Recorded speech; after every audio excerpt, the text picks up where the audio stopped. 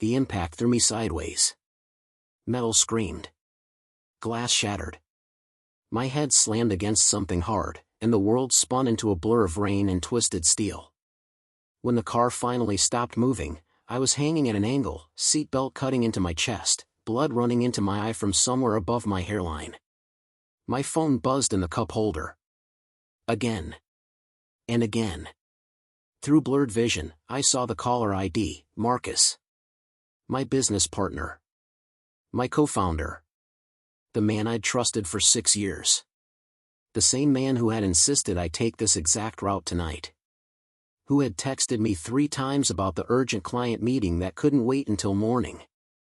Who had been oddly specific about which highway to use, which exit to take, what time I needed to leave. Sirens wailed in the distance, growing louder. I stared at his name on the screen as it lit up again, and one thought crystallized through the fog of pain: he wanted this. Not an argument. Not a buyout. He wanted me gone. Dead. Erased completely. My hand shook as I let the call go to voicemail. The paramedics cut me free while rain hammered the roof of the ambulance. One of them shone a light in my eyes, asking me to follow his finger. The other wrapped something tight around my arm, checking my pulse. Their voices sounded distant, like I was underwater. "Sir, can you tell me your name?" "Caleb," I managed. "Caleb Wright." My phone buzzed again in my lap. "Marcus." I didn't answer. Instead, I scrolled back through our messages from earlier that evening. There it was, his insistence that I handle the Riverside account personally. His suggestion about taking Highway 47 instead of the usual route because of construction delays. His follow-up text asking if I'd left yet, then another 20 minutes later asking for my ETA. Too many questions. Too much interest in my exact location and timing. The paramedic asked something else, but I was reading the last message he'd sent: "Drive safe out there. Roads are slick tonight. Call me when you get there." A warning. Or a threat carefully dressed as concern. The ambulance lurched forward, and I closed my eyes, letting the pieces fall into place. They kept me overnight for observation. Concussion protocol. While nurses checked on me every few hours, I lay awake staring at the ceiling tiles, piecing together a truth I'd been too trusting to see. My name is Caleb Wright. I'm 34 years old. 6 years ago, I co-founded a logistics software company called Streamline Hub with Marcus Brennan. I built the product architecture from the ground up, developed the client relationships through countless meetings and calls, created the systems that made us successful. Marcus handled investors and played the charming face at conferences and networking events. For years, it worked perfectly. We grew from a basement startup to 40 employees and 8-figure annual revenue. Industry publications called us innovative. Competitors tried to headhunt our top talent. We were living the startup dream. But somewhere along the way, Marcus stopped seeing me as a partner. He started seeing me as an obstacle between him and complete control of something valuable. I just hadn't realized how far he'd go to remove that obstacle. How permanent his solution was meant to be. Until tonight. I remember the beginning clearly, like it was yesterday. 2 guys in their late 20s, working 18-hour days fueled by terrible coffee and shared ambition. Marcus used to call me brother. We'd celebrated our first major client by getting drunk on cheap beer in my tiny apartment, talking about changing the entire industry. "We're going to build something that lasts," he'd said that night, raising his bottle toward the ceiling. "You and me, Cal, partners until the end. Nobody can touch us if we stick together." I believed him completely. Every single word. The early years were hard but honest. We split everything 50-50. Made decisions together in late-night sessions. Fought sometimes, sure, but always came back to mutual respect and shared vision. We were building something real. Looking back now, I could see when things shifted. It wasn't sudden or dramatic. It was gradual, like water slowly eroding stone until the foundation crumbles. It started around year 4, right when venture capital firms began circling with serious interest. When the company's valuation jumped from promising to genuinely valuable. When Streamline Hub became worth fighting over. The first public crack appeared at an all-hands meeting 6 months ago. We were presenting our quarterly results to the full team, engineers, sales, operations, everyone. I'd just finished explaining the technical improvements we'd implemented when Marcus took the microphone from its stand. "Caleb's great with the back-end stuff," he said with a smile that didn't quite reach his eyes.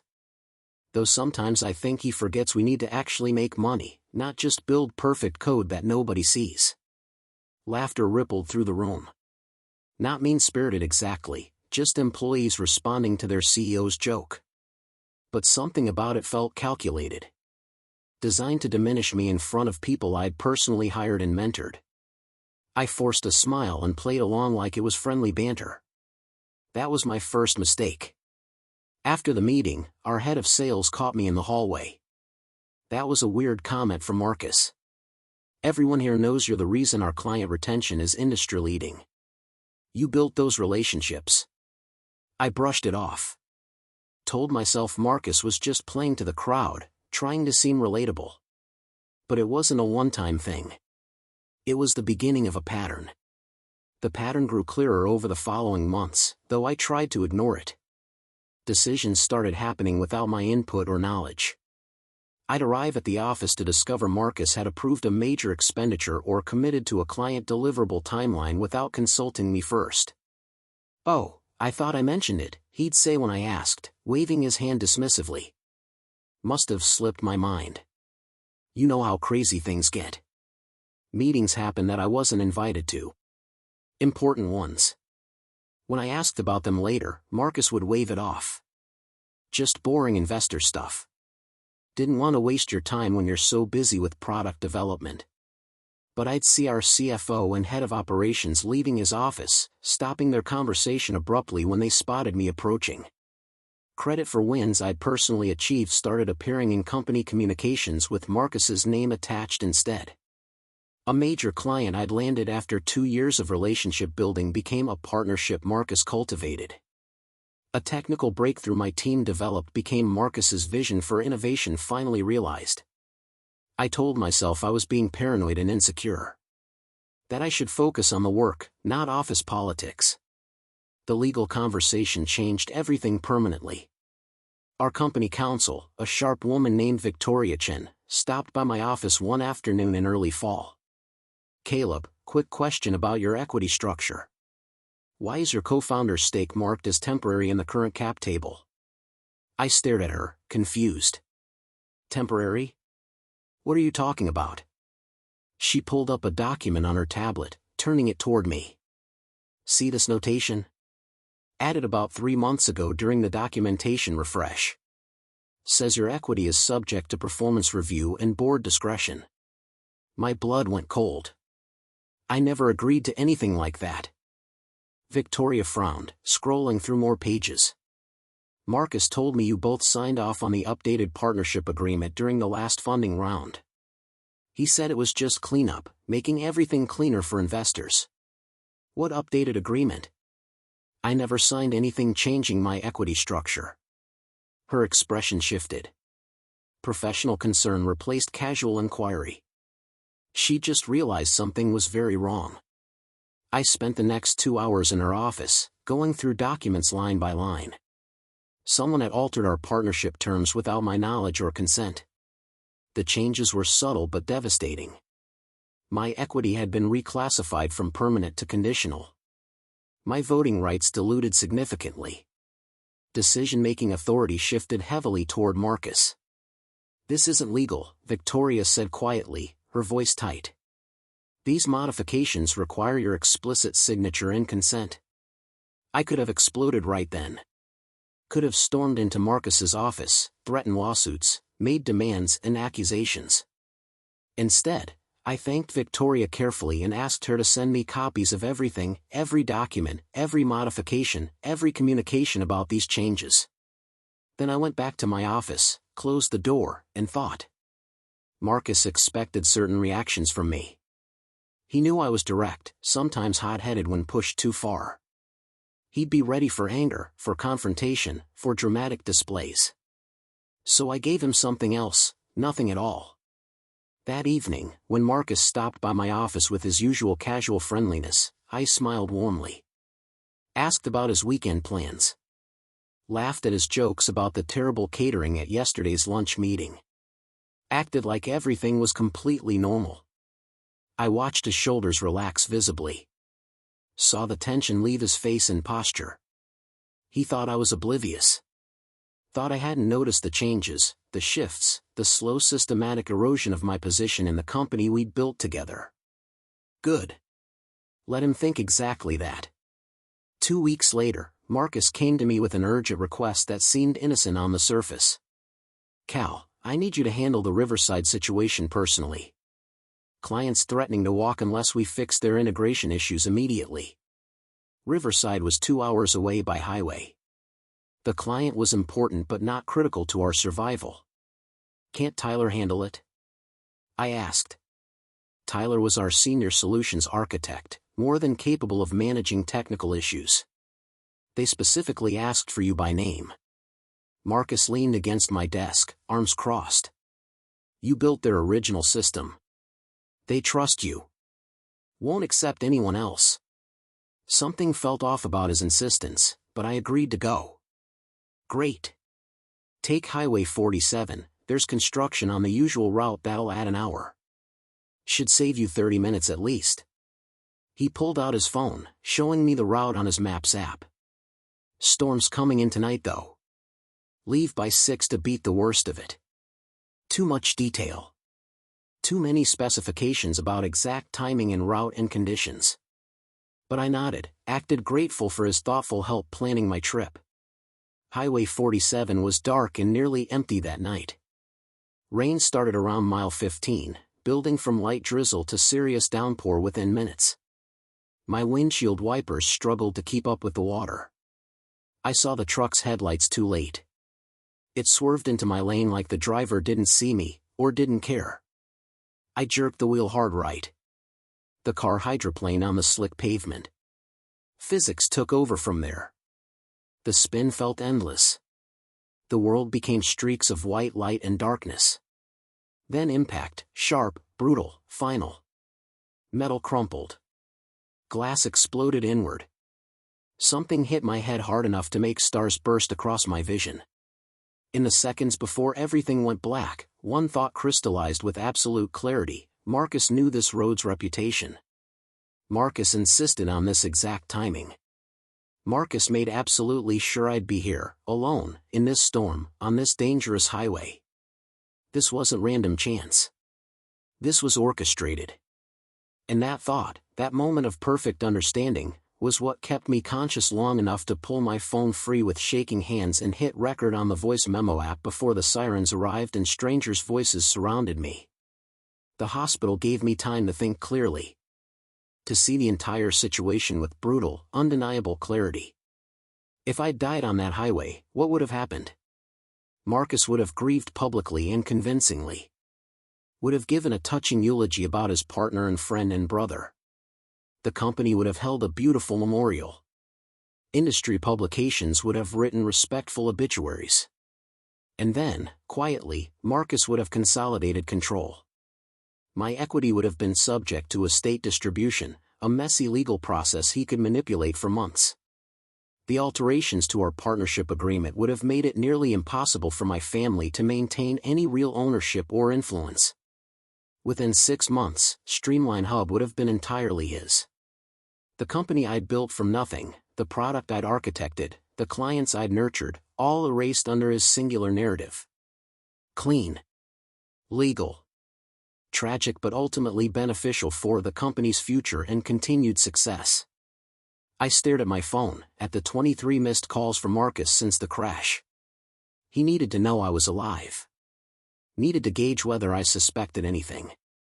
Needed to adjust his approach based on my reaction and demeanor. I typed a simple response: in hospital. Minor injuries. Thanks for checking in.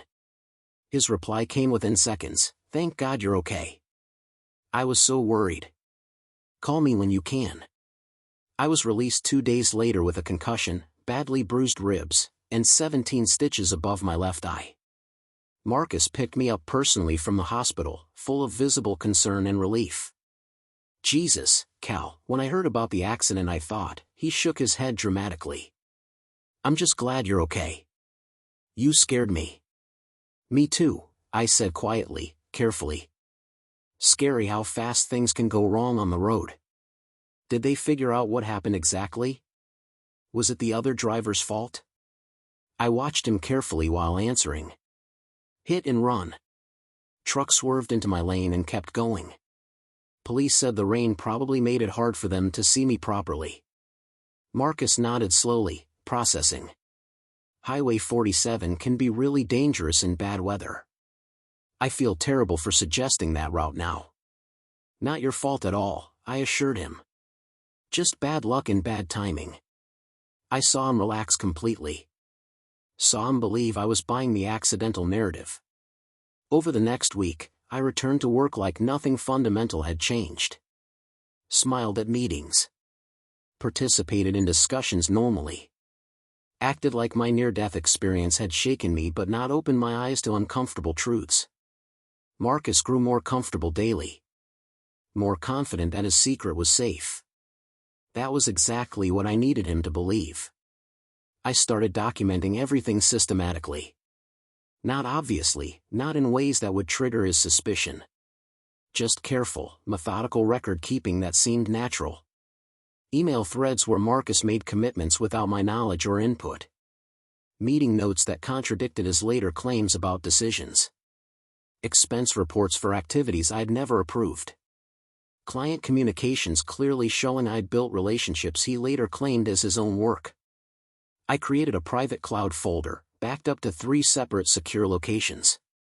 Added to it daily. Screenshots, PDFs, forwarded emails, recorded calls were legal. I also started noticing other concerning things. Financial irregularities in our books. Projections that didn't match our actual numbers or capabilities. Commitments to investors that our technology couldn't possibly support with our current timeline. Marcus wasn't just trying to push me out gradually. He was cooking the books, inflating our capabilities, building an elaborate house of cards. The company I'd helped build was bleeding integrity from the inside, and nobody seemed to notice except me. 2 months after the crash, Marcus announced a major funding round. Series C, $30 million, based on extremely aggressive growth projections. He presented the pitch deck at a board meeting with his usual confidence. I sat quietly in my usual seat, reviewing the numbers carefully on my tablet. They were impossible. The client acquisition rate he'd promised required technology we wouldn't have for at least a year, maybe longer. The revenue projections assumed contracts that didn't exist yet. The technical capabilities were complete fiction. "Caleb, you're unusually quiet," one of the board members noted. "What's your take on these projections?" Marcus tensed slightly, almost imperceptibly. I smiled calmly. "It's ambitious. Marcus always thinks bigger than everyone else. That's why we've gotten this far." The meeting continued. Marcus relaxed again, satisfied. But I'd taken photos of every slide discreetly. Downloaded every document to my secure folder. Added them to my growing collection of evidence showing systematic misrepresentation. I started having quiet conversations with key people.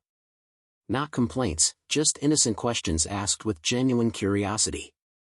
Coffee with our CFO. "Hey, can you help me understand these revenue recognition numbers? Something seems slightly off in how we're categorizing deferred income." Lunch with our head of engineering. "The roadmap Marcus presented to investors last week, is that timeline realistic given our current sprint velocity and resource constraints?" Casual hallway chat with Victoria, our counsel. "Just curious from a governance perspective, what happens if a co-founder is found to have materially misrepresented company status to investors?" I didn't accuse anyone. I didn't hint at conspiracy. I just asked innocent, thoughtful questions that made people look more carefully at what was actually happening. Questions that made people uncomfortable. Questions that lingered in their minds. Questions that planted seeds of doubt. The next board presentation was noticeably different. Marcus stood at the front of the conference room, confident as always, walking through our quarterly results with polished slides. But this time, board members asked harder questions than usual. These client numbers, can we see the actual signed contracts backing them up? This technical milestone, has engineering leadership confirmed feasibility and timeline? Marcus, why is there a significant discrepancy between this projection and what the CFO reported in last month's financial summary? I sat quietly, taking detailed notes, saying nothing at all. But they noticed my silence. Noticed I wasn't backing up his claims enthusiastically the way I used to do automatically. After the meeting, one of the board members pulled me aside in the parking lot. "Caleb, is everything okay with the company? With you and Marcus?" "Why do you ask? You seemed detached during that presentation. Not your usual engaged self." "That's not like you." I chose my words very carefully. "I think it's important the board has completely accurate information to make good decisions. That's all I'm saying." His eyes narrowed thoughtfully. "Are we not getting accurate information currently? I think you should request an independent audit of our projections and deliverables. Just to be absolutely sure everything aligns." The audit request came from the board 2 weeks later. "Standard procedure," they said. "Just good governance practice as we approached a major funding round." Marcus tried to hide his panic, but I saw it clearly. Saw how he suddenly wanted to streamline certain reports before submission. How he suggested we clean up some documentation before the auditors arrived. "We want to put our absolute best foot forward," he explained nervously. Of course, I agreed easily. Complete transparency is important for everyone. I watched him scramble desperately. Watched him try to reconcile false projections with actual results. Watched him realize that numbers don't lie, and he'd been lying systematically for months. The audit took 3 long weeks. During that time, Marcus grew visibly stressed. Started snapping at employees over small things. Held frequent private meetings with expensive lawyers. I remained calm throughout. Went about my normal work. Built relationships with clients. Strengthened bonds with the technical team. And waited patiently for truth to surface. The bomb I dropped was quiet but absolutely devastating in its implications. I called a special board meeting and calmly announced my resignation as Chief Technology Officer, effective in 60 days. The room went completely silent. Everyone stared. "Why?" demanded one of the board members. "Is this about the audit?" "Not at all. I think it's simply time for fresh leadership," I said calmly. Streamline Hub needs someone with different skills at this stage of growth. I've loved building this company, but my heart is in early-stage innovation. I want to start something new. Marcus stared at me, completely blindsided. This wasn't in his script at all. He'd been working carefully to push me out, and suddenly I was walking away willingly. "Caleb, let's discuss this privately first," he said quickly. "I'm happy to discuss transition timing and details," I replied smoothly. "But my decision is final and considered." What Marcus didn't understand yet was the trap I'd just set perfectly. Our operating agreement had specific governance clauses that activated automatically when a co-founder departed. Mandatory review of company status. Verification of all representations made to investors. Accelerated vesting schedules that required board approval. My resignation triggered a cascade of scrutiny he couldn't possibly avoid. The investors panicked immediately. They'd been sold on a partnership, on 2 complementary founders building something together with combined strengths. My sudden departure suggested instability, raised serious questions about what was really happening inside the company. They demanded immediate answers. Demanded to see the audit results that were still being compiled. Demanded meetings with department heads without Marcus present in the room. The careful house of cards Marcus had built started swaying dangerously. Our CFO, under direct questioning from investors, revealed discrepancies in revenue recognition practices. Our head of engineering admitted the technical roadmap was aspirational rather than achievable with current resources. Victoria, when asked directly about partnership structure, explained the unauthorized modifications to my equity. Each revelation led to another probing question. Each question exposed another carefully hidden lie. Marcus tried desperately to control the narrative, but it was too late. The board had lost confidence completely. The audit results were devastating. Not to me, to Marcus and his carefully constructed facade. Material misrepresentation of technical capabilities to investors. Revenue recognition that violated basic accounting standards. Commitments to investors that couldn't possibly be fulfilled with existing resources. Unauthorized modifications to partnership agreements without proper consent. The thick report landed on the board's desk like a bomb. Within hours, an emergency meeting was called. I wasn't invited initially. Neither was Marcus. But I heard what happened through trusted sources. The board spent 4 intense hours reviewing evidence.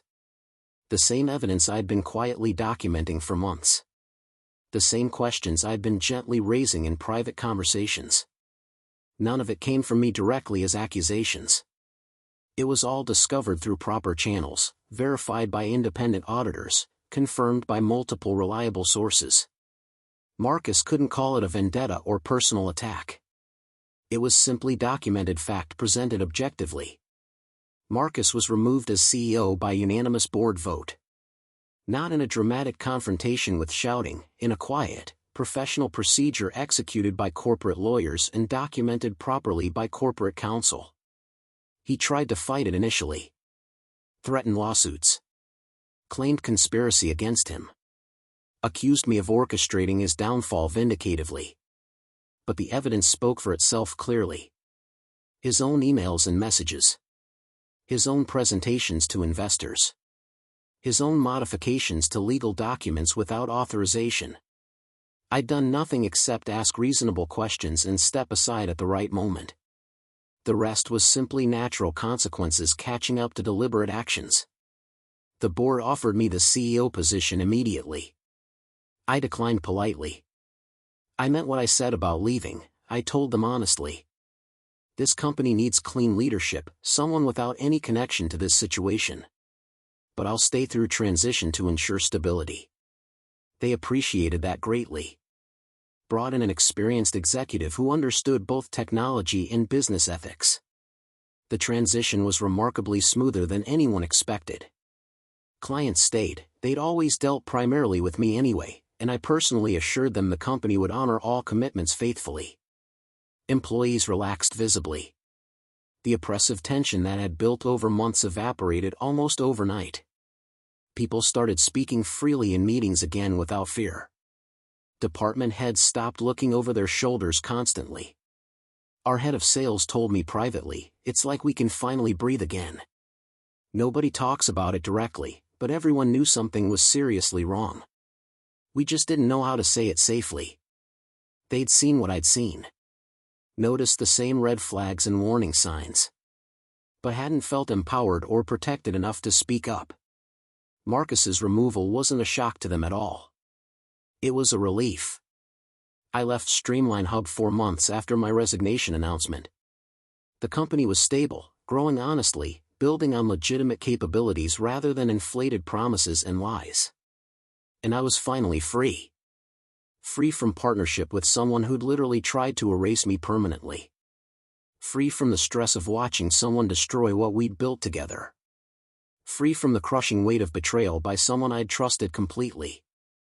I started planning my next venture immediately. Same industry, completely different approach. I reached out to people I trusted, genuinely trusted, about co-founding something new and ethical. The response was overwhelming and humbling. Engineers who'd worked with me and valued my leadership. Clients who'd appreciated our relationships. Investors who'd watched how I handled the Streamline Hub situation with integrity. "You could have burned everything down publicly," one potential investor told me. "But you chose integrity over revenge." That's exactly the kind of founder we want to back. Within 6 months, I'd launched a new company with real partners, crystal clear agreements, and transparent governance. I heard through industry connections that Marcus was desperately trying to rebuild his damaged reputation. Reaching out to former contacts awkwardly. Pitching new ventures that nobody wanted to hear. Trying to explain away what happened at Streamline Hub as creative differences and board politics. Nobody was calling him back. Nobody trusted him anymore. The technology industry is much smaller than people think. Word spreads quickly through networks. Investors talk to each other constantly. Executives remember and share information. Not because I badmouthed him, I never did publicly. But because the documented facts spoke clearly on their own. Because auditors had published their findings.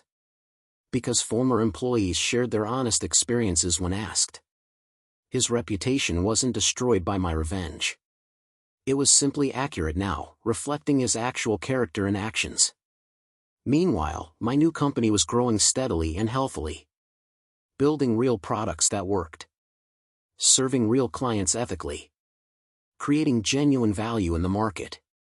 Looking back now, people sometimes ask if I regret not fighting harder, not taking Marcus down more directly, not making him pay more severely for what he tried to do to me. The answer is always no. Absolutely not. I could have waged public war. Could have made the situation ugly and personal. Could have turned our partnership implosion into an industry spectacle that damaged both of us. But that would have damaged me too significantly. Would have consumed mental and emotional energy I needed for building something new and positive. Would have defined me by his betrayal rather than my own capabilities and character. Instead, I survived. I documented carefully. I stepped aside at exactly the right moment and let the truth emerge naturally through proper channels. Marcus destroyed himself ultimately. I just didn't get caught in the blast. The crash on Highway 47 was meant to be my ending. My permanent exit from the story. Instead, it was the beginning of something genuinely better, a hard lesson in the power of patience, preparation, and knowing when to walk away clean. I'm alive and grateful. I'm thriving professionally. I'm building something meaningful with people I genuinely trust. And that's the best possible revenge, a good life built on honest foundations, while he struggles with the consequences of his choices. Know your worth. Protect yourself carefully. Document everything. And when the time comes, walk away with your head up and let time do the rest. The truth always surfaces eventually. You just have to survive long enough to see it happen.